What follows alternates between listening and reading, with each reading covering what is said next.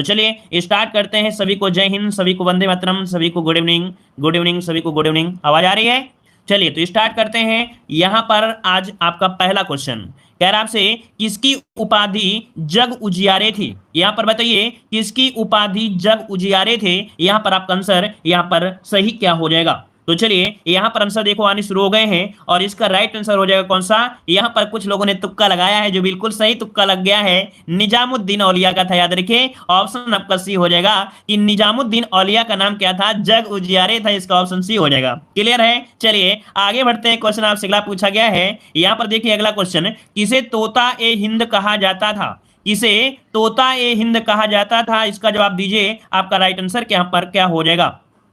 इसका तो जवाब सभी लोग दे सकते हैं आसानी से। यहां पर हो जाएगा अमीर खुसरो। क्या हो जाएगा भाई? अमीर खुसरो कहा जाता है। तो ऑप्शन ए नंबर आपका राइट हो जाएगा। आपका तोता ए हिंद या तोती हिंद कहा जाता था। आगे बढ़ते हैं। क्वेश्चन आपका अगला आ गया है, कह रहा है निम्नलिखित में से किसने भागवत पुराण का फारसी में अनुवाद किया था? इसका जवाब दीजिए। आपका सही आंसर क्या हो जाएगा? अगर आपको वीडियो पसंद आए तो भाई वीडियो को लाइक जरूर करिएगा, शर्माइएगा मत, ठीक है ना। यहां पर इसका जवाब दीजिए। आपका राइट आंसर क्या हो जाएगा? चलिए सभी का जवाब यहाँ पर देखो आने शुरू हो गए हैं और इसका राइट आंसर अगर हम बात करते हैं तो आपका 3 नंबर में देखिए लगभग सभी का जवाब यहाँ पर गलत आया है। लेकिन याद रखिए इसका आंसर हो जाएगा बी नंबर। याद रखिएगा कि आपके भगवत पुराण की अगर बात किया है, जो कि भगवत पुराण का फारसी में अनुवाद किया था आपके राजा टोडरमल ने किया था। ठीक है, राजा टोडरमल ने। जिन लोगों ने यहाँ पर अबुल फजल की बात किया है तो भैया अबुल फजल यहाँ पर नहीं होगा, है ना। याद रखिए यहाँ पर आंसर आपका बी हो जाएगा। हाँ, अगर आपसे पूछ लेता रामायण का जो फारसी में अनुवाद किया था वो आपके बदायूनी ने किया था, तो इसलिए आपको जवाब देना है यहाँ पर क्या? बी नंबर आपका हो जाएगा। अगर बात कर देता है यहाँ पर अबुल फजल या शेख फैजी हैं, इन्होंने गणित की जो पुस्तक थी लीलावती, है ना, लीलावती का इन्होंने फारसी में अनुवाद किया था। तो ये भी पॉइंट आपको नोट कर लेना है। आगे बढ़ते हैं। क्वेश्चन आपसे अगला पूछा गया है, कह रहा आपसे बीरबल का जन्म हुआ था। बीरबल का जन्म हुआ था, इसका राइट आंसर देना है। चलिए बीरबल की अगर हम बात करते हैं तो आपका आंसर क्या हो जाएगा 4 नंबर में? चलिए 4 का ऑप्शन बनेगा। यहां पर आप देख सकते हैं कालपी में हुआ था, कालपी जो कि हमने आपको पढ़ाया भी है ना। यहां पर आंसर आपका हो जाएगा ए नंबर हो जाएगा। ठीक है, आगे बढ़ते हैं। क्वेश्चन आपसे दिया गया है, निम्नलिखित में से कौन ब्रह्म उपनाम से कविता लिखता था? कौन ब्रह्म उपनाम से कविता लिखता था? इसका राइट आंसर दीजिएगा। ब्रह्म उपनाम से जो कविता लिखता था, कौन लिखता था? चलिए यहां पर देखिए आपके पास ऑप्शन 4 आ चुके हैं। इसका राइट आंसर जो बनेगा वो आपका हो जाएगा ए नंबर। आपके बीरबल थे, बीरबल ब्रह्म उपनाम से कविता लिखते थे। इसका राइट आंसर बनेगा ए नंबर आपका राइट हो जाएगा। ठीक है, आगे बढ़ते हैं। क्वेश्चन आपसे अगला पूछा गया है कि नाना साहब के ऊपर अंग्रेजी सरकार ने कितने रुपए का इनाम रखा था? यहां पर बताइएगा कि नाना साहब के ऊपर अंग्रेजी सरकार ने कितने रुपए का इनाम रखा था। यहां पर बताइए आपका राइट आंसर क्या हो जाएगा? तो देखिए यहां पर आपको बता दें 50,000 का रखा था, लेकिन 50,000 ऑप्शन में नहीं है। तब आप किसको ऑप्शन कर सही करेंगे? 1 लाख, मतलब कम वाले को, अर्थात एक ऑप्शन हो जाएगा ए नंबर। यहां पर 1 लाख रुपए आपका हो जाएगा। ठीक है, आगे बढ़ते हैं। क्वेश्चन आपसे अगला पूछा गया है, निम्न में से कौन अपने विद्यार्थी जीवन में मकरंद तथा झक्कड़ सिंह उपनाम से कविता लिखा करता था? यहां पर देखिए अपने विद्यार्थी जीवन में थे जो कि यहां पर लिखते थे मकरंद तथा झक्कड़ सिंह उपनाम से कविता लिखते थे। 7 का ऑप्शन यहां पर हो जाएगा आपका सी नंबर, मदन मोहन मालवीय लिखते थे। इसका राइट आंसर होगा सी नंबर, मदन मोहन, जिसका ऑप्शन है बिल्कुल राइट हो जाएगा सी नंबर। आगे बढ़ते हैं। क्वेश्चन दिया गया है, सर पड़ोसी की तमन्ना अब हमारे दिल में है। यहां पर बताइए इसका राइट आंसर यहां पर क्या हो जाएगा 8 नंबर में? चलिए 8 नंबर की अगर हम बात करते हैं तो लगभग सभी का जवाब यहां पर सही आना चाहिए। यहां पर आंसर आ रहा है कौन सा? चलिए तो देखिए आपका आंसर यहां पर 8 नंबर का हो जाएगा कौन सा? B number. ये है आपके राम प्रसाद बिस्मिल, जिसका ऑप्शन आ रहा है बिल्कुल राइट हो जाएगा। गुड इवनिंग सभी को गुड इवनिंग। चलिए अगला क्वेश्चन आपसे यहां पर दिया है, अमीर खुसरो ने किसके विकास में अग्रणी भूमिका निभाई? यहां पर आंसर को लॉक करना है। तो भाई अमीर खुसरो ने बात किया है तो आप तुरंत कह सकते हैं कि आपका आंसर क्या हो जाएगा? यहां पर सी नंबर, आपकी खड़ी बोली में भूमिका निभाई है। ऑप्शन जिसका आ रहा है सी नंबर बिल्कुल राइट हो जाएगा। आगे बढ़ते हैं। क्वेश्चन आपसे अगला दिया गया है कि किस संत को वाल्मीकि का अवतार माना जाता है? यहां पर बताइए कि किस संत को वाल्मीकि का अवतार माना जाता है? 10 का जवाब दीजिए। 10 का आंसर यहां पर क्या हो जाएगा? तो भाई यहां पर आंसर हो जाएगा गोस्वामी तुलसीदास, जिसका ऑप्शन बनेगा बिल्कुल राइट हो जाएगा गोस्वामी तुलसीदास। आगे बढ़ते हैं। क्वेश्चन दिया है, निम्न में से कौन सुमेलित नहीं है? यहां पर आंसर देना है कि कौन सुमेलित नहीं है। तो देखो जोश जो आपके थे मलिहाबाद से थे, फिराक दिया गया है प्रयागराज से, तो भैया फिराक प्रयागराज से नहीं थे, फिराक को प्रयागराज से नहीं थे, ये गोरखपुरी के नाम से जाने जाते, अर्थात गोरखपुर से थे। तो फिराक थे गोरखपुर से, अर्थात ऑप्शन बी नंबर ये आपका गलत है। वहीं पर जिगर का संबंध मुरादाबाद से, चक्रवक्त का संबंध आपके लखनऊ से, याद रखिएगा ये भी क्वेश्चन आपका पूछा जाता है। अगला क्वेश्चन दिया अमीर खुसरो का जन्म कहाँ हुआ था। अमीर खुसरो का जन्म हुआ था कहाँ पर हुआ था, इसका जवाब दीजिएगा। तो चलिए यहाँ पर दे सकते हैं एटा, है ना, आपने नाम सुना है एटा, जो कि आपका कौन, यहाँ पर कासगंज। जी हम बिल्कुल लाइव हैं, परेशान मत होइए, हमने लाइव ही हैं। यहाँ पर देखो, अगर हम ना कहें कि लाइव है कि नहीं, तो लाइव होते हैं, ठीक है। यहाँ पर देखो, यहाँ पर आंसर सी हो जाएगा कासगंज। अमीर खुसरो का जो जन्म हुआ वो आपके कासगंज में, ऑप्शन क्या हो जाएगा, सी नंबर राइट हो जाएगा, ठीक है। आगे बढ़ते हैं, क्वेश्चन दिया गया है मैथिली शरण गुप्त, राष्ट्र कवि मैथिली शरण गुप्त का जो जन्म हुआ था ये कहाँ हुआ था। चलिए यहाँ पर मैथिली शरण गुप्त की अगर हम बात करते हैं तो आप लोग बताइए कि इनका जो जन्म हुआ था ये कहाँ हुआ था। चलिए यहाँ पर देखिए आपका आंसर राइट क्या हो जाएगा। चलिए मैथिली शरण गुप्त झांसी में हो जाएगा क्या भाई, यहाँ पर क्या हो जाएगा आंसर, झांसी हो जाएगा। चलिए हम आपके आंसर को यहाँ पर लॉक करने वाले हैं और आपका यहाँ पर आंसर हो जाएगा क्या, झांसी हो जाएगा, झांसी हो जाएगा, ठीक है। वहां पर चिरगांव, शायद ऐसे कोई गांव है चिरगांव, वहां पर हुआ था, ठीक है। आगे बढ़ते हैं, क्वेश्चन आपसे अगला पूछा गया है कि सिंहासन बत्तीसी के रचनाकार, आपसे पूछा गया है सिंहासन बत्तीसी के रचनाकार इनमें कौन हो जाएंगे। तो चलिए यहाँ पर लॉक करिए सिंहासन बत्तीसी। चलिए तो देखो यहाँ पर सिंहासन, तो देखिए जो क्या होते हैं, प्यार करते हैं वो लल्लू होते हैं ना, मतलब हमने एक ऐसी रचना बताया था ना, लल्लू लाल प्रेम सागर, है ना, लल्लू लाल प्रेम सागर हमने बताया था, है ना। और यहाँ पर वो सोचते हैं कि हम शादी करके सिंहासन पा जाएंगे, लेकिन ऐसा तो होता नहीं है। ये सब उनका सिंहासन, मतलब जो शादी सिंहासन मतलब ये हुआ शादी, और शादी हो पाती नहीं है। तो ऐसे याद रखिएगा, प्रेम सागर लल्लू लाल, है ना, और सिंहासन पा नहीं पाए, 32वीं बार निकल के आ गई, है ना, क्या पहले से मारधार हो गई, लड़की वाले ने पहले से मारधार कर दिया उसके भाई ने। तो ऐसे याद रखिए, लल्लू लाल प्रेम सागर और सिंहासन बत्तीसी, याद रहेगा, याद रहेगा, हमारे हिसाब से थोड़ा बहुत याद ही रहेगा। अगला क्वेश्चन आपसे दिया गया है किस कारागार में पंडित राम प्रसाद बिस्मिल को फांसी दी गई थी। दोबारा कभी क्वेश्चन मिलेगा तो 100% याद रहेगा, ठीक है। यहां पर बताइए किस कारागार में पंडित राम प्रसाद बिस्मिल को फांसी दी गई थी। अगर हम फांसी की बात करते हैं तो इनका राइट आंसर हो जाएगा सी नंबर, जिसका आ रहा है बिल्कुल राइट हो जाएगा, गोरखपुर आपका आंसर राइट हो जाएगा। देखिए काफी लोग लाइव हैं लेकिन सभी के कमेंट नहीं आ रहे हैं, तो भाई सभी लोग कमेंट करिए तो ज्यादा ही अच्छा लगता है। अगला क्वेश्चन आपके सामने दिया गया है, ये हरिवंश राय बच्चन किस काव्य संग्रह के लिए प्रसिद्ध थे। हरिवंश राय बच्चन किस काव्य संग्रह के लिए प्रसिद्ध थे, यहाँ पर आंसर आपको देना है। तो देखो आपको पता था कि हरिवंश राय बच्चन ने अपना नाम कमाया था किसमें, तो आपका आंसर हो जाएगा क्या, बच्चन, जो कि आपके मधु ज्यादा खाना पसंद करते हैं। याद रखिएगा बच्चन क्या होते हैं, जो छोटे बच्चे होते हैं उनको जो दवा खिलाई जाती है वो आपके शहद के साथ खिलाई जाती है। तो बच्चन आपका हो जाएगा मधुशाला, और इसी से इन्होंने अपनी ख्याति अर्जित कर ली थी। ऑप्शन बन जाएगा आपका डी नंबर, ठीक है। आगे बढ़ते हैं, क्वेश्चन दिया है फिराक गोरखपुरी के नाम से प्रसिद्ध है। फिराक गोरखपुरी के नाम से प्रसिद्ध अगर हम बात करते हैं तो आपका आंसर यहाँ पर क्या हो जाएगा। चलिए फिराक गोरखपुरी, देखिए यहाँ पर आंसर आपका हो जाएगा क्या, तो आपके आपके रघुपत सहायक के नाम से जाने जाते हैं। जो आपकी फिराक गोरखपुरी हैं इनको रघुपत सहायक के नाम से जानते हैं, याद रहेगा, क्लियर हो जाएगा। चलिए यहाँ पर अगला क्वेश्चन दिया है प्रसिद्ध उपन्यासकार धनपत राय को निम्नलिखित में से किस नाम से जाना जाता था। देखो ये क्वेश्चन जो आपको पढ़ा रहे हैं यहाँ से क्वेश्चन बनते ही बनते हैं, परेशान मत होइए कि हम कुछ दूसरा पढ़ा रहे हैं, यहां से क्वेश्चन 100% बनते हैं। तो भैया यहां पर देख सकते हैं धनपत राय मुंशी प्रेमचंद को कहते हैं, अर्थात इनका उपनाम मुंशी प्रेमचंद का नाम था धनपत राय, ऑप्शन बनेगा सी नंबर। अगला क्वेश्चन आपसे दिया गया है कौन सुमेलित नहीं है। तो चलिए भाई बताइए कौन सुमेलित नहीं है। अमीर खुसरो का जन्म पटियाली, जो कि कासगंज के पटियाली में हुआ। मिर्जा गालिब दिया है आगरा दिया है, जोश मलिहाबाद, राम प्रसाद बिस्मिल आपका प्रयागराज। तो भैया आप बताइए कि भाई राम प्रसाद बिस्मिल का जो जन्म क्या प्रयागराज में हुआ था क्या, कहां हुआ था, जल्दी से बताइए कहां हुआ, जल्दी से बताइए कि राम प्रसाद बिस्मिल का जो जन्म हुआ ये कहां हुआ, जल्दी से बताइए। चलिए है कोई जवाब देने वाला, हम आपको हिंट दे रहे हैं। जो 17वें नंबर का जो आपकी नगर पालिका थी, है ना, शाहजहांपुर, याद रखिएगा क्या था, यही था ना 17वें नंबर की थी, मतलब यहाँ पर हुआ था शाहजहांपुर में हुआ था, याद रखिएगा। तो आंसर क्या हो जाएगा आपका डी हो जाएगा, राम प्रसाद बिस्मिल शाहजहांपुर से संबंधित है, क्लियर हुआ। आगे बढ़ते हैं, क्वेश्चन आपसे अगला पूछा गया है, यहाँ पर दिया है कि किस महान क्रांतिकारी की शहादत बम बनाने के बाद परीक्षण करते समय हुई थी। ऐसे भी एक महान क्रांतिकारी थे, ऐसे भी एक महान क्रांतिकारी थे जो कि शहादत बम बनाने के बाद परीक्षण करते समय उनकी मृत्यु हुई थी। यहाँ पर आंसर क्या हो जाएगा, मृत्यु दी है कि नहीं, किस महान क्रांतिकारी की शहादत बम बनाने के बाद परीक्षण करते समय हुई थी, क्या मृत्यु हुई। तो यहाँ पर अच्छा शहादत, ठीक है। देखो 20 का आंसर क्या हो जाएगा, यहाँ पर 20 का आंसर हो जाएगा ए नंबर। ये भगवती चरण बोहरा है, कौन है भाई, भगवती चरण बोहरा, इसका आंसर आपका ए नंबर है, आपका राइट हो जाएगा। ठीक है, आगे बढ़ते हैं। क्वेश्चन आपसे दिया है लाल बहादुर शास्त्री को भारत रत्न से सम्मानित किया गया, यहाँ पर जवाब दीजिए, आपका राइट आंसर क्या हो जाएगा। याद रखिए लाल बहादुर शास्त्री एक ऐसे आपके थे जिनको पहला मरणोपरांत पहला भारत रत्न दिया गया था लाल बहादुर शास्त्री को। अब आप बताइए इनको कब दिया गया था, 66 में, तो आपका आंसर क्या हो जाएगा, 66 अर्थात 1966 आपका आंसर राइट हो जाएगा। आगे बढ़ते हैं। क्वेश्चन दिया गया है कि किसके बचपन का नाम राम बोला था, किसके बचपन का नाम राम बोला था, ये यहां पर आंसर दीजिएगा, आपका सही आंसर क्या हो जाएगा। राम बोला किसे बोलते हैं, तो आपके तुलसीदास को बोलते हैं, तो जिसका ऑप्शन आ रहा है इसी नंबर राइट हो जाएगा, तुलसीदास। और आगे बढ़ते हैं। क्वेश्चन आपसे अगला पूछा गया है उत्तर प्रदेश से प्रकाशित प्रथम पत्रिका हिंदी पत्र साप्ताहिक आपका था कौन था, यहां पर बताइए और देखते हैं कितने लोग यहां पर इस क्वेश्चन का जवाब बिल्कुल सही देने वाले हैं। यहां पर देखो दिया है उत्तर प्रदेश से प्रकाशित प्रथम हिंदी पत्र साप्ताहिक जो कि था, ये कौन था, इसका राइट आंसर देना है। चलिए बहुत अच्छे, अगर इस क्वेश्चन को सही किया तो समझो सब कुछ सही किया, और इस क्वेश्चन को गलत किया तो समझो सब कुछ गलत कर दिया। मतलब बोलते ना गई भैंस पानी में, है ना, सारा गुड़ गोबर हो गया, बोलते ना। तो भाई बताइए क्या हो जाएगा।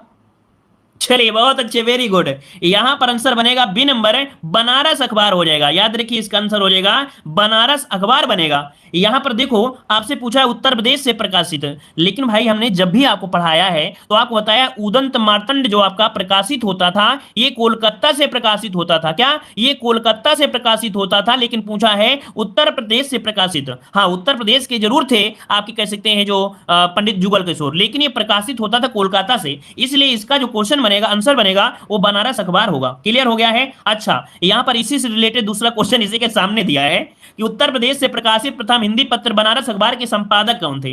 देखो उसी से रिलेटेड ये क्वेश्चन आपका आ चुका है। अब बताइए कि इसका आंसर क्या हो जाएगा भाई, तो यहां पर इसका आंसर बनेगा गोविंद रघुनाथ दत्ते। याद रखिएगा उत्तर प्रदेश का जो प्रथम प्रकाशित हिंदी पत्र आपका था बनारस, इसके संपादक थे गोविंद रघुनाथ दत्ते थे। ऑप्शन ए नंबर आपका राइट हो जाएगा। क्लियर है। आगे बढ़ते हैं। क्वेश्चन आपसे दिया गया है निम्नलिखित में से कौन ईसाइयों का पत्र था, इनमें से पूछा है ईसाइयों का पत्र, और ईसाइयों की पत्र की अगर हम बात कर दें तो यहां पर आंसर राइट क्या बन जाएगा, राइट आंसर देने का प्रयास करें। चलिए देखिए यहां पर आपका राइट आंसर हो जाएगा कौन सा, ए नंबर। ये है आपका लोकमित्र। ये क्वेश्चन आपका पूछा जा चुका है, याद रखिएगा कि ईसाइयों का पत्र पूछा गया था, इनमें से ईसाइयों का जो पत्र है वो आपका कौन सा है, तो याद रखिए लोकमित्र हो जाएगा। क्या हो जाएगा भाई, आपका लोकमित्र हो जाएगा। ठीक है आगे बढ़ते हैं। क्वेश्चन आपसे अगला पूछा है आगरा से प्रकाशित भारत खंडामृत के संपादक आपके कौन थे। आगरा से प्रकाशित भारत खंडामृत के संपादक जो थे वो आपके कौन थे। चलिए 4 नंबर की अगर हम बात करते हैं तो आपका आंसर हो जाएगा यहाँ पर बी नंबर, वंशीधर वाजपेयी। कौन थे भाई, वंशीधर वाजपेयी, इसका आंसर बनेगा बी नंबर। ठीक है आगे बढ़ते हैं। क्वेश्चन आपसे अगला पूछा गया है कह रहे निम्न में से किस संपादक निम्नलिखित में से किसका संपादन गणेश शंकर विद्यार्थी करते थे। देखिए गणेश शंकर विद्यार्थी नाम से एक मेडिकल कॉलेज भी है जो कि आपके कानपुर में है ना। अब ये बताइए कि किसका करते थे, यहाँ पर 5 नंबर में, तो ये प्रताप है। याद रखिए यहाँ पर आंसर हो जाएगा सी, प्रताप हो जाएगा, जिसका ऑप्शन आया है सी, प्रताप हो जाएगा। ठीक है आगे बढ़ते हैं। क्वेश्चन आपसे अगला पूछा गया है निम्नलिखित में से किसका संपादन मदन मोहन मालवीय करते थे। अब यहाँ पर बताइएगा कि किसका संपादन मदन मोहन मालवीय करते थे, तो आपका आंसर हो जाएगा हिंदुस्तान। क्या यहाँ पर बी नंबर हो जाएगा, हिंदुस्तान, इसका आंसर बी नंबर आपका हो जाएगा। इसको भी लोग यहाँ पर जितने लोग हैं इसे नोट कर लीजिएगा। मतलब जो भी क्वेश्चन नया मिले, वैसे देखो हमने बताया है यूपी जीके आपको आती है, लेकिन अगर नया क्वेश्चन मिलता है तो आपका फर्ज है कि उस क्वेश्चन को पढ़ें, 1 बार 2 बार 3 बार पढ़ें, जिससे आपको याद रहे। वैसे भी आपको पता है हम आपके ऐसे टीचर हैं कि एक वीडियो को कम से कम 4 बार पढ़ाते हैं, है ना। क्यों, क्योंकि अगर नया भी क्वेश्चन होगा तो आपको रट जाएगा भाई, 4 बार में 100% रट जाएगा। तो इसकी गारंटी तो हमारी रहती है कि कोई भी क्वेश्चन हो रटाने की गारंटी हमारी है। हम 1 बार नहीं, 2 बार नहीं, 3 बार नहीं, 4 बार हम आपको पढ़ा ही देंगे उस क्लास को। ठीक है आगे बढ़ते हैं। क्वेश्चन दिया गया है निम्नलिखित में से कौन हंस पत्रिका के संपादक थे।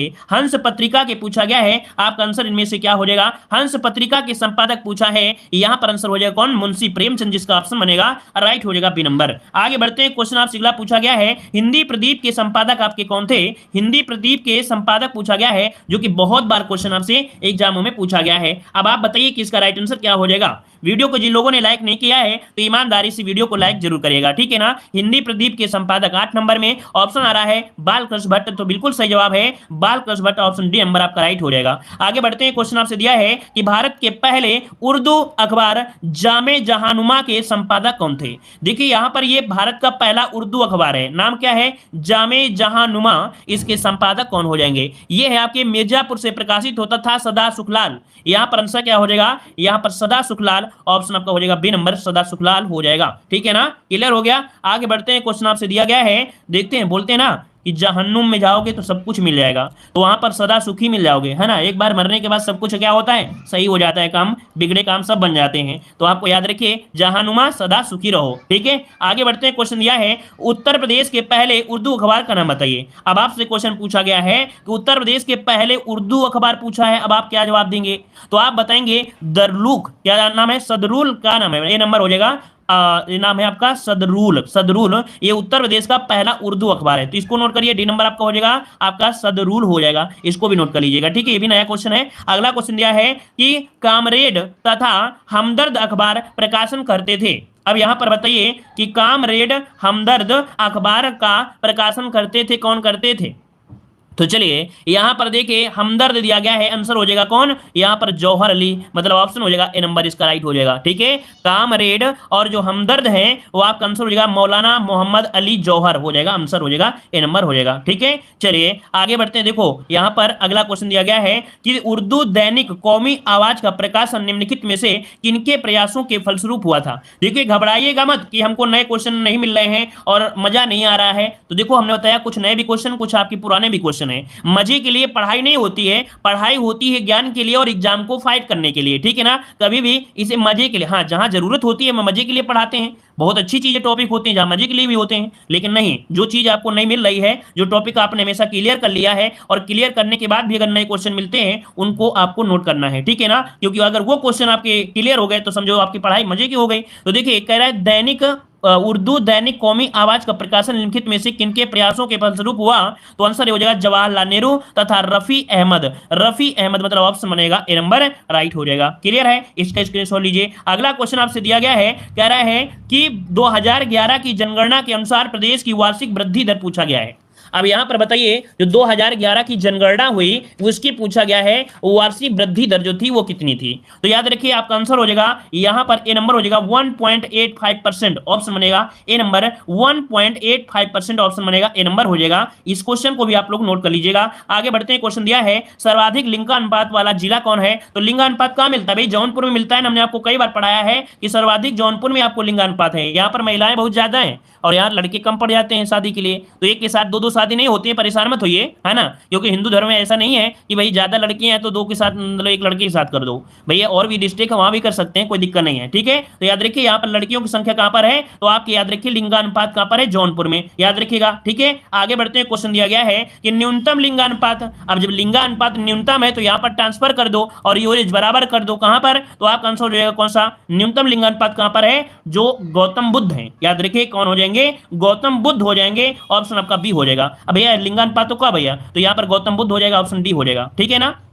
जो महान लोग होते हैं, हम देखो आपको थोड़ा सा थोड़ा स्टिक बताते हैं, जो महान लोग होते हैं वो अगर एक लड़की भी हो गई तो कहेंगे ठीक है हमको जरूरत एक चीज की थी, चाहे लड़की हो जाए चाहे लड़का हो जाएगा, है ना। तो ऐसे लोग क्या होते हैं, जनसंख्या वृद्धि नहीं करते हैं, लेकिन जिनको जान की परवाह नहीं रहती है, जिनकी जान की परवाह नहीं रहती है वो कहते हैं ठीक है 1 2 3 4 5 कुछ भी होते रहे, लाइन लगाते रहेंगे, मतलब आपके सबसे ज्यादा कहां, तो आपके जौनपुर में, और सबसे कम कहां, तो आपके गौतम बुद्ध हो जाएगा, ठीक है, याद रहेगा। चलिए आगे बढ़ते हैं, क्वेश्चन ये क्वेश्चन पूछे गए आपके एग्जामों में। अगला क्वेश्चन दिया गया है कि उत्तर प्रदेश मतलब 2011 के अनुसार उत्तर प्रदेश में पुरुष साक्षरता जो है, पुरुष साक्षरता है ये आपकी कितनी है, जवाब दीजिएगा। तो देखिए आपका आंसर हो जाएगा क्या, 77.3, ये पूरे उत्तर प्रदेश में पुरुष की साक्षरता पूछा है, 77.3 हो जाएगा, राइट, ठीक है। आगे बढ़ते हैं, क्वेश्चन दिया गया है 2011 के अनुसार सर्वाधिक नगरीय आबादी वाला जनपद कौन सा है, सर्वाधिक नगरीय आबादी वाला जनपद आपको बताना है, क्या हो जाएगा, तो चलिए यहां पर आंसर क्या हो जाएगा, सर्वाधिक नगरीय आबादी वाला जनपद इनमें से कौन सा हो जाएगा। चलिए तो देखो यहां पर आंसर हो जाएगा कौन, जिस पर गाज गिरती है वही कष्ट सहता है, और जिस पर कष्ट सहता है वही पैसे कमाता है, वही पक्के मकान बनाता है, वही एक नगर बसाएगा। तो आपका क्या हो जाएगा? गाजियाबाद। ऑप्शन ए नंबर आपका राइट हो जाएगा, गाजियाबाद बनेगा। कानपुर नहीं, यहाँ पर नगर में आबादी पूछा है, नगरीय आबादी, यहाँ पर आंसर आपका ए हो जाएगा, है ना। यहाँ पर आगे बढ़ते हैं, क्वेश्चन दिया गया है, कह रहा आपसे 2011 के अनुसार उत्तर प्रदेश में महिला पुरुष का जो अनुपात है वो कितना है, यहाँ पर बताइएगा। उत्तर प्रदेश में बताइए कि यहाँ पर महिला अनुपात इनमें से क्या हो जाएगा। तो देखिए आपका 6 नंबर में, तो 6 का आंसर हो जाएगा यहाँ पर 912 वाला, है ना। मतलब ऑप्शन क्या हो जाएगा यहाँ पर सी नंबर, 912 और 1000। मतलब 1000 क्या है भाई, आपके पुरुष हैं, और 912 क्या है, लड़कियां हैं। मतलब यहाँ पर देख सकते हैं आपके 88 लड़के जो आपके हैं वो बिना शादी के ही रह जाते हैं, है ना। तो चलिए इसका प्रकार से ऑप्शन हो जाएगा सी नंबर, याद रहेगा ना। अगर डिफरेंस पूछे तो भी याद रखिए, और ऐसे भी आपको याद रखना है 912। क्लियर हुआ? आगे बढ़ते हैं, क्वेश्चन आपसे अगला पूछा है, 2011 की जनगणना के अनुसार उत्तर प्रदेश की कुल साक्षरता दर जो आपकी है वो कितनी हो जाएगी? साक्षरता दर कितनी हो जाएगी? तो याद रखिए यहाँ पर 67 हो जाएगा। 67 ऑप्शन क्या हो जाएगा यहाँ पर आंसर, यहाँ पर क्या हो जाएगा 67 हो जाएगा। ऑप्शन आपका ए नंबर राइट हो जाएगा। अरे हम 2011 की बात कर रहे थे भैया, हम 2021 की बात नहीं कह रहे हैं, क्योंकि 2021 की जो जनगणना होगी उसका परिवर्तन जो आपको देखने को मिलेगी वो अलग हो जाएगी, है ना। तो भाई 2011 का आंकड़ा हम आपको पढ़ा रहे हैं, ठीक है। आगे बढ़ते हैं, क्वेश्चन आपसे दिया गया है, कह रहा है उत्तर प्रदेश में नगरीय क्षेत्र की औसत साक्षरता दर कितनी है? तो ये बताइए क्या हो जाएगा। तो नगरीय क्षेत्र की औसत जो आपकी साक्षरता है कितनी होगी? आंसर बनेगा यहाँ पर बी नंबर 75.14, ये है नगरीय, है ना। ऑप्शन बनेगा यहां पर बी नंबर। अगला है 2011 की जनगणना के अनुसार सर्वाधिक ग्रामीण जनसंख्या वाला जिला कौन सा है? सर्वाधिक ग्रामीण जनसंख्या वाला जिला कौन सा है? जवाब दीजिए, इसका राइट आंसर क्या हो जाएगा? 9 नंबर। 9 का जवाब क्या दीजिएगा? तो देखो आपको बताते हैं ग्रामीण जनसंख्या क्या होती है। जो गांव के होते हैं ना, तो वो थोड़ा सा क्या होते हैं कि अर्थ मतलब तांत्रिक विद्या पर ज्यादा फोकस करते हैं, है ना। अभी इलाहाबाद में क्या होते हैं, संगम है, और संगम में सब तंत्र विद्या होती है, तो ये तंत्र विद्या ग्रामीण वाले ज्यादा करते हैं, है ना। तंत्र विद्या वगैरह वगैरह ये ग्रामीण वाले कुछ ज्यादा करते हैं, इसीलिए कहते हैं संगम में नहा लो पाप धो लो। तो आपका आंसर हो जाएगा क्या? ए नंबर हो जाएगा, प्रयागराज हो जाएगा, ठीक है। आगे बढ़ते हैं, क्वेश्चन आपसे अगला पूछा गया है, कह रहा है 2011 की जनगणना के अनुसार न्यूनतम ग्रामीण जनसंख्या कहां पर है? आप बताइए 10 नंबर में आपका जवाब क्या हो जाएगा? न्यूनतम ग्रामीण जनसंख्या पूछा गया है, तो आप बताइए क्या हो जाएगा। जो क्या होते हैं गौतम मतलब बुद्ध मतलब संत हो गए, और जो संत लोग होते हैं वो खाते पीते घर के होते हैं, वो दुनियादारी से मतलब नहीं होता, लेकिन उनका क्या होता है घर मजबूत हो, खाना मजबूत हो, सब कुछ हो। पंडित लोग मतलब पंडित समझिए, तो ये क्या होते हैं रईस बहुत होते हैं, इनका घर पक्के होते हैं, खाने पीने को बढ़िया मिलता है। तो याद रखिए यहाँ पर न्यूनतम ग्रामीण है, अर्थात यहाँ पर क्या है सब साक्षर अर्थात पढ़े लिखे हैं। तो साक्षर कौन है? गौतम बुद्ध वाले होते हैं, साक्षर होते हैं, क्योंकि पंडित जो होते हैं वो साक्षर होते हैं, ठीक है। आगे बढ़ते हैं, क्वेश्चन दिया गया है, कह रहा है 2011 की जनगणना के अनुसार सर्वाधिक ग्रामीण प्रतिशत दिया गया है। 2011 की जनगणना के अनुसार सर्वाधिक ग्रामीण जनसंख्या प्रतिशत वाला जिला, तो भाई प्रतिशत के हिसाब से अगर पूछ ले तो आंसर क्या होगा? तो यहां पर आंसर हो जाएगा ए नंबर, आपकी श्रावस्ती में आपका है, याद रखिएगा, ठीक है। याद रहेगा सर्वाधिक ग्रामीण पूछा गया है, ग्रामीण जनसंख्या कम है, तो आपके श्रावस्ती में भी प्रतिशत के आधार पर, मतलब ये हुआ कि क्षेत्रफल कम है लेकिन रहते यहां पर ज्यादा लोग हैं, ठीक है। आगे बढ़ते हैं, क्वेश्चन दिया गया है कि 2011 की जनगणना के अनुसार न्यूनतम ग्रामीण आबादी वाला, अब न्यूनतम की अगर बात करते हैं तो क्या होगा 12 नंबर में? तो यहां पर हो जाएगा आपका गाजियाबाद, क्या हो जाएगा? गाजियाबाद, इसका आंसर हो जाएगा गाजियाबाद, बी नंबर हो जाएगा। अगला क्वेश्चन आपसे यहां पर पूछा गया है, यहां पर दिया गया है सर्वाधिक अनुसूचित जाति जनसंख्या वाला राज्य कौन है? सर्वाधिक अनुसूचित जाति पूछा है, ये जनसंख्या वाला राज्य इनमें से कौन हो जाएगा आपका राइट आंसर? तो राइट आंसर यहां पर बनेगा उत्तर प्रदेश। याद रखिए अनुसूचित जाति की बात कर रहा है, अनुसूचित जनजाति की बात नहीं कर रहा है, तो अनुसूचित जाति दिया है तो आपका आंसर हो जाएगा यहां पर आपका डी नंबर, उत्तर प्रदेश में। अनुसूचित जाति मतलब होता है एससी, है ना। और अगर ये बोल देता कि आपका मतलब अनुसूचित जनजाति तो वो एसटी हो जाती है, ठीक है। अगला क्वेश्चन दिया है, प्रदेश की कुल जनसंख्या में अनुसूचित जाति का जो प्रतिशत है वो कितना है? प्रदेश की कुल जनसंख्या में अनुसूचित जाति का जो प्रतिशत है ये कितना प्रतिशत है? तो हम कहेंगे कि यहाँ पर आंसर 20.69% है, ये अनुसूचित जाति का प्रतिशत है। आगे बढ़ते हैं, क्वेश्चन आपसे अगला पूछा गया है कि सर्वाधिक अनुसूचित जाति वाला जनसंख्या वाला जिला पूछ ले। सर्वाधिक अनुसूचित जाति वाला जो जिला पूछे तो क्या बताएंगे? तो मतलब सर्वाधिक जो रहते हैं क्या एससी, ये रहते हैं कहां पर? एससी रहते हैं सीतापुर में, एससी रहते हैं कहां पर, तो आपके सीतापुर में। ऑप्शन क्या बनेगा यहां पर डी नंबर राइट हो जाएगा, एससी सीतापुर। अगला क्वेश्चन दिया है कि न्यूनतम अनुसूचित जाति वाला कहां रहते हैं, न्यूनतम कहां रहते हैं, तो ये कहां रहते हैं आपके बागपत में रहते हैं। तो ऑप्शन क्या होगा यहां पर डी नंबर हो जाएगा, बागपत में रहते हैं न्यूनतम अनुसूचित, अर्थात यहां पर एससी कम है, कहां पर, बाग में। और बाग में क्या होता है, आम निकलते हैं, आम निकलते हैं तो बेचते हैं, तो रईस रहते हैं, रईस रहते हैं तो थोड़ा सा अनुसूचित जाति में नहीं, वो थोड़े से ऊंचाई वाले लेवल में आ गए। तो आंसर क्या होगा डी नंबर। अगला क्वेश्चन दिया गया है प्रदेश में अनुसूचित जातियों में सर्वाधिक लिंगानुपात, मतलब जो अनुसूचित जाति है उनमें सर्वाधिक लिंगानुपात की अगर हम बात करते हैं तो क्या हो सकता है। तो चलिए यहां पर आंसर आपका यहां पर राइट क्या हो जाएगा, चलिए चलिए बताइए 17 नंबर में। चलिए आजमगढ़ है ना, ऑप्शन क्या हो जाएगा आजमगढ़। अगला क्वेश्चन है उत्तर प्रदेश में सर्वाधिक इस्लाम जनसंख्या वाला जिला कौन सा है। उत्तर प्रदेश में सर्वाधिक इस्लाम जनसंख्या वाला जिला इनमें से क्या हो जाएगा 18 नंबर में। तो चलिए 18 की अगर हम बात करते हैं यहां पर आंसर आपका क्या हो जाएगा, तो इस्लाम मतलब आप समझ सकते हैं मुस्लिम। 18 नंबर में ऑप्शन बनेगा यहां पर आंसर बनेगा बी नंबर, आपके मेरठ में है इस्लाम जनसंख्या, आपके मेरठ में ऑप्शन बनेगा बी नंबर। अगला क्वेश्चन आपसे यहां पर दिया गया है, यहां पर अगला क्वेश्चन यहां पर देखो दिया गया है उत्तर प्रदेश में। चलिए अगला क्वेश्चन है उत्तर प्रदेश में लिंगानुपात का विभेद सर्वाधिक रूप से घटा।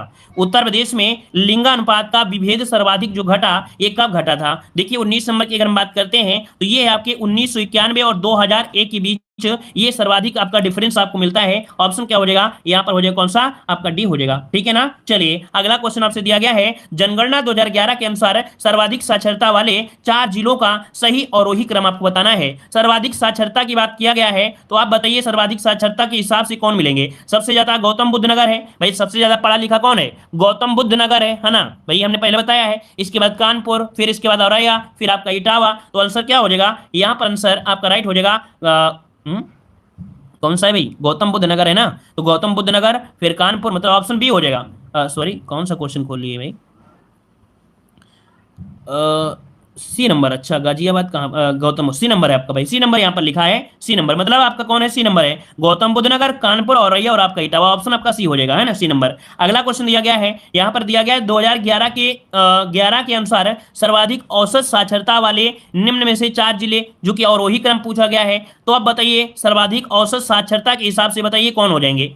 चलिए 21 नंबर में तो देखिए यहाँ पर साक्षर की बात किया है तो गौतम बुद्ध नगर का तो बात आएगा ही आएगा, मतलब गौतम बुद्ध नगर आपका हो जाएगा है ना। गौतम बुद्ध नगर के बाद कानपुर और इटावा, ऑप्शन आपका बी इसका राइट हो जाएगा, बी नंबर इसका राइट हो जाएगा। अगला क्वेश्चन दिया गया है कि प्रदेश में जनसंख्या का 10 की वृद्धि दर अधिकतम जो रहा है ये आपका कब रहा है। 10 की वृद्धि दर की अगर हम बात करते हैं मतलब जो आपका रहा है वृद्धि हुई है वो कब हुई थी, यहाँ पर 10 की वृद्धि दर अधिकतम थी। तो आपका आंसर क्या हो जाएगा, चलिए वाइस का ऑप्शन आ रहा है डी नंबर 2000 मतलब 1991 और 2000 यहाँ पर 1 में। तो आपके देखो 10 की वृद्धि दर की बात किया है तो आंसर क्या होगा, डी नंबर आपका हो जाएगा। अगला क्वेश्चन आपसे दिया गया है प्रदेश में अधिक क्षेत्रफल वाला जनपद पूछा और सर्वाधिक क्षेत्रफल वाला जनपद क्या हो जाएगा। तो यहाँ पर आपका हो जाएगा लखीमपुर खीरी हो जाएगा ना, ऑप्शन क्या हो जाएगा बी नंबर लखीमपुर खीरी हो जाएगा। ये क्वेश्चन तो आपको आता ही है ना। अगला क्वेश्चन दिया गया है 2011 के अनुसार उत्तर प्रदेश में एसटी की सर्वाधिक सांद्रता, अर्थात जो एसटी मिलती है ये कहां पर मिलती है। 24 नंबर में एसटी कहां मिलती है, ये कहां मिलेगी, तो भाई सोनभद्र जानते हो ना, सोनभद्र यहां पर एसटी की संख्या ज्यादा है, अर्थात जनजाति जो है वो आपके सोनभद्र में आपकी ज्यादा है। आगे बढ़ते हैं, क्वेश्चन आपसे दिया गया है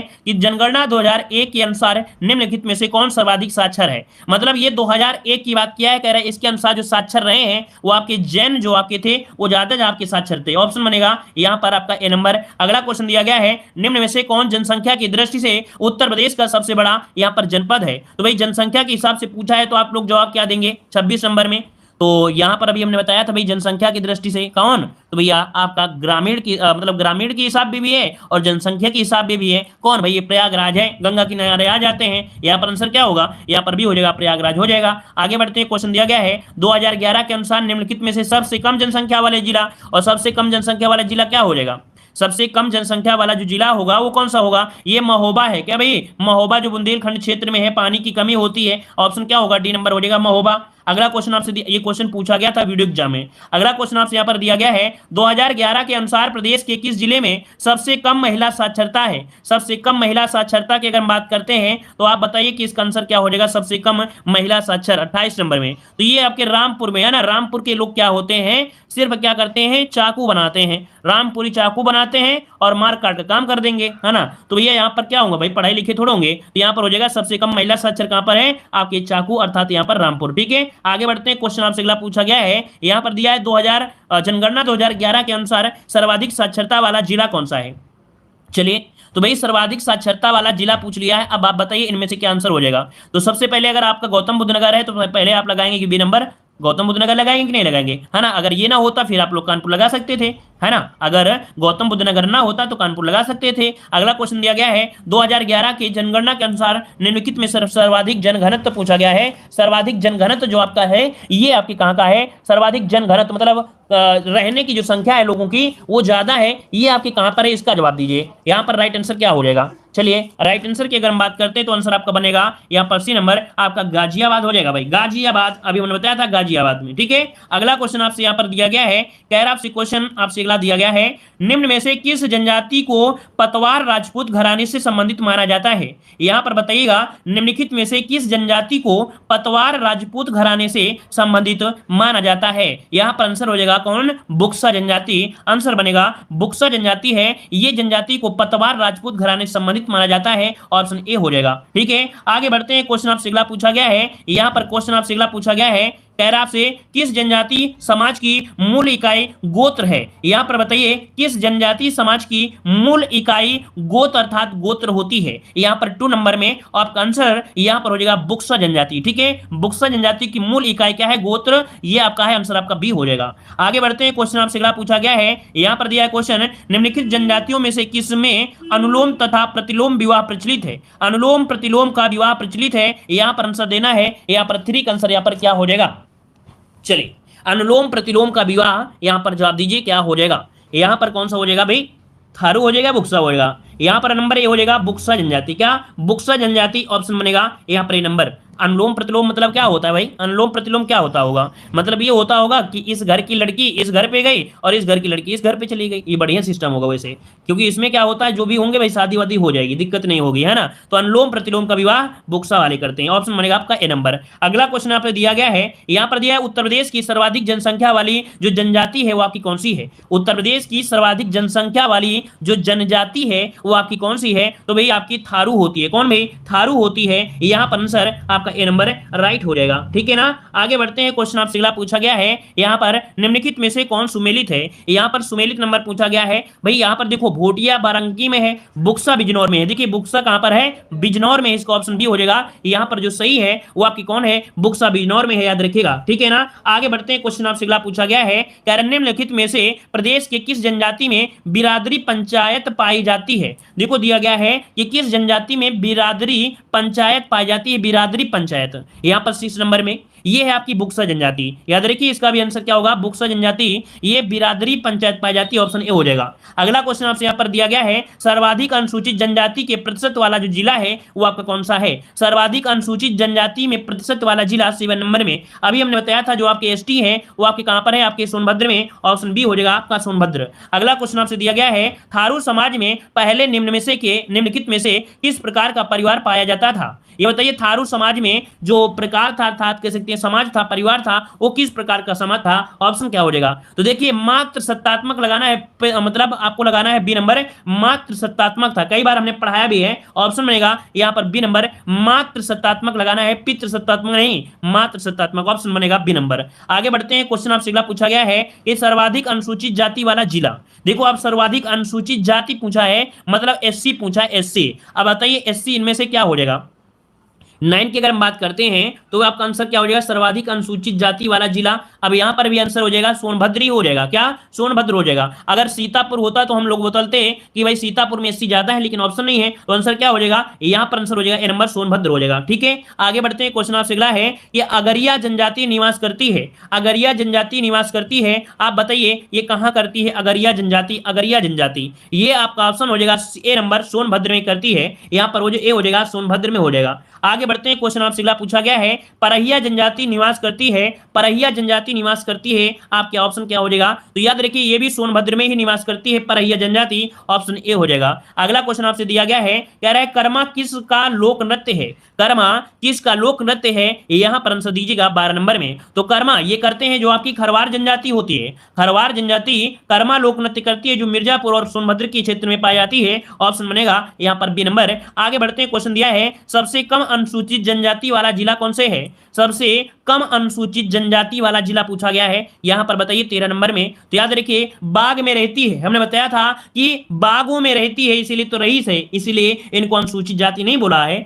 तो आपके सबसे कम अनुसूचित जनजाति आपके बागपत में रहती है, ऑप्शन ए हो जाएगा। आगे बढ़ते हैं, क्वेश्चन दिया गया है, प्रदेश के किस जिले में एक भी जनजाति नहीं पाई जाती है? देखिएगा एक ऐसा भी जिला है जहां पर एसटी पाई ही नहीं जाती है ना, जनजाति आपकी पाई ही नहीं जाती है, यहां पर आंसर क्या होगा? तो ये जालौन और आपका अयोध्या, याद रखिए जालौन और अयोध्या, यहां पर आंसर आपका ए हो जाएगा, जालौन और आपका अयोध्या हो जाएगा, ठीक है, याद रहेगा। चलिए अगला क्वेश्चन आपसे दिया गया है कि प्रदेश की कुल जनसंख्या का कितने प्रतिशत जनसंख्या जनजातियों का है, अर्थात जनजाति जो लोग हैं वो कितना प्रतिशत घेरे हैं? तो 0.6% आपका हो जाएगा बी नंबर, की जो जनजातियां हैं अर्थात एसटी है ये 0.6% है, ऑप्शन बनेगा आपका बी नंबर। आगे बढ़ते हैं, क्वेश्चन दिया गया है, निम्नलिखित में से कौन सी जनजाति स्वयं को किरात वंश का मानते हैं, किरात वंश को मानते हैं, यहां पर आपकी कौन सी जनजाति है 16 नंबर में? तो देखिए आपका आंसर हो जाएगा यहां पर थारू जनजाति जो है, ऑप्शन डी हो जाएगा, थारू जनजाति ये किरात वंश का मानते हैं, ऑप्शन डी हो जाएगा। आगे बढ़ते हैं, क्वेश्चन आपसे दिया गया है, यहां पर देखो क्वेश्चन आपसे दिया गया क्या कह रहे हैं, निम्न में से किस जनजाति में बदला विवाह प्रचलित है? बताइए भाई बदला विवाह प्रचलित है, बदला विवाह किसमें होता है? यहां पर बदला विवाह होता है आपके थारू जनजाति में। 17 का ऑप्शन बनेगा ये नंबर, थारू जनजाति होती है। अगर अनुलोम और विलोम वाला पूछ लेता है ना, यहां पर अनुलोम विलोम वाला वो बक्सा हो जाता है, ठीक है, अनुलोम विलोम बक्सा, लेकिन यहां पर बोले बदला विवाह सिर्फ पूछे तो आपको थारू लगा देना है। आगे बढ़ते दोनों में याद रखिएगा, गलती हो सकती है। अगला क्वेश्चन दिया है, निम्नलिखित में से कौन सी जनजाति दिवाली को शोक पर्व के रूप में मनाते हैं? तो भाई दिवाली को शोक पर्व के रूप में मनाते हैं 18 नंबर में। तो भाई ये थारू जनजाति है, जो कि ऑप्शन बनेगा डी नंबर, थारू जनजाति है जो कि शोक पर्व मनाती है दीपावली में। अगला क्वेश्चन दिया गया है, यहां पर क्वेश्चन आपका अगला है, निम्न में से कौन सी जनजाति इस्लाम धर्म की अनुयायी है? याद रखिए एक ऐसी भी जनजाति है जो इस्लाम धर्म का पालन करती है अर्थात अनुयायी है, इनमें से आपका राइट आंसर क्या हो जाएगा? तो देखिए आपका आंसर 19 नंबर में बनेगा, 19 का हो जाएगा माही गिर, जो माही गिर जनजाति है, ऑप्शन सी, ये आपकी इस्लाम धर्म को अनुयायी है अर्थात मानती है। आगे बढ़ते हैं, क्वेश्चन दिया गया है कि निम्नलिखित में जनजातियों में से कौन सी जनजाति के लोग नौकरी करना कम पसंद करते हैं? भाई बताइए नौकरी करना कम पसंद करते हैं, ये कौन है, कौन सी जनजाति के लोग हैं जो नौकरी करना? पर आंसर हो जाएगा डी नंबर, बुक्सा जनजाति आपका राइट हो जाएगा। क्लियर हो गया ना, ये पॉइंट याद रहेगा ना? तो कुछ ना कुछ तो याद रहना ही चाहिए, ठीक है। और हाँ बस आज की क्लास इतनी रखते हैं, धन्यवाद सभी को, जय हिंद, सभी को वंदे मातरम।